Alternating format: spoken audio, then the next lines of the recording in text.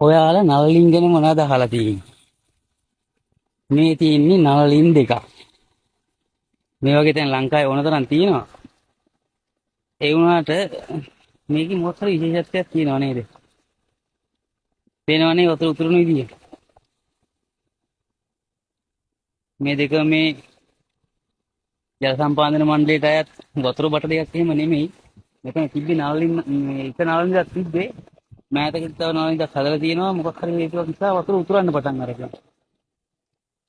මේකට හේතුව විද්‍යාත්මකව පැහැදිලි කරන්න පුළුවන් කෙනෙක් අපිට මේකට විස්තර කිරීමක් කරන්න බලන්න. ඔයා මේ වීඩියෝ එකට කැමති නම් වීඩියෝ එකට ලයික් එකක් දාලා තවත් කෙනෙක්ට බලන්න ෂෙයා කරන්න. තවත් මේ වගේ අලුත් වීඩියෝ බලන්න කැමති නම් අපිව සබ්ස්ක්‍රයිබ් කරලා බෙල් අයිකන් එකත් ඕල් දාලා තියාගන්න. තවත් මේ වගේ අලුත් වීඩියෝ එකකින් හම්බ වෙනකන් අදට ගිහින් එන්න. හැමෝටම සුබ දවසක් වේවා.